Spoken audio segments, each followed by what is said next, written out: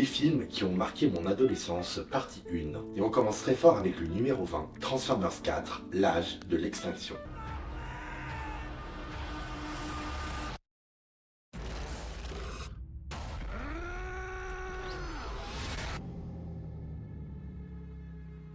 Et oui, on commence très fort avec la saga de Michael Bay Transformers. Alors j'apprécie beaucoup les 3 premiers Transformers, c'est une très très bonne trilogie. Je suis un très grand fan de Michael Bay, j'aime beaucoup sa filmographie, j'aime beaucoup sa patte artistique, la manière de filmer les scènes d'action. Et beaucoup de films de Michael Bay sont devenus des films importants pour mon adolescence également. Concernant Transformers 4, c'est un peu particulier. Transformers 3 est sorti en 2011, donc j'avais 12 ans. J'étais pas encore totalement ancré dans de la cinéphilie. Je regardais des films de temps en temps et la plupart du temps des films d'action par-ci par-là, mais j'avais pas ce côté d'aller tout le temps au cinéma. Et je suis allé voir Transformers 3 au cinéma qui était très bien, mais il m'a un peu moins marqué. Les effets spéciaux m'ont quand même énormément marqué, j'avais vraiment genre des étoiles dans les yeux quand même. Toute la séquence à Chicago était vraiment exceptionnelle. Vraiment, je me demandais comment au cinéma on pouvait faire des scènes d'action comme ça, parce que je trouvais ça vraiment très impressionnant. En fait, il faut savoir que Transformers 3 est le premier Transformers que j'ai vu.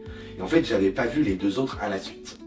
Donc j'étais un petit peu perdu dans tout le lore Transformers. J'étais un petit peu perdu, j'avais vu le film mais je savais pas qui étaient les personnages, je connaissais pas l'histoire, en fait j'étais totalement perdu. Et quand le 4 est sorti en 2014, donc j'avais 15 ans, j'avais un petit peu plus mûri, j'avais vu les 3 autres avant. Et quand on a su qu'au final Transformers 4, ça allait être de tout nouveaux personnages et une toute nouvelle histoire, avec bien sûr les mêmes Autobots mais des personnages différents, et ben je pense que c'est cet aspect-là qui m'a beaucoup plu dans Transformers 4. L'idée de tout recommencer avec de nouveaux personnages m'a vraiment plus ancré dans l'histoire en disant ah ça y est je recommence une histoire dès le début. Et j'ai adoré.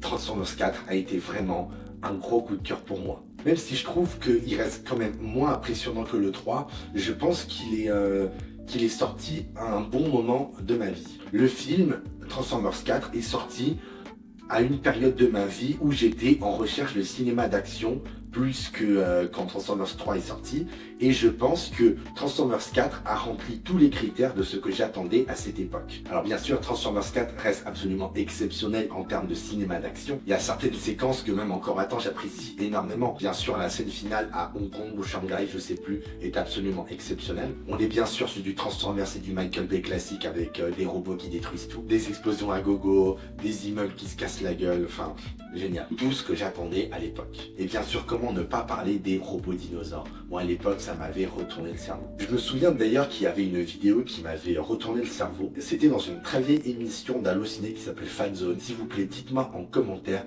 qui se souvient de Fanzone.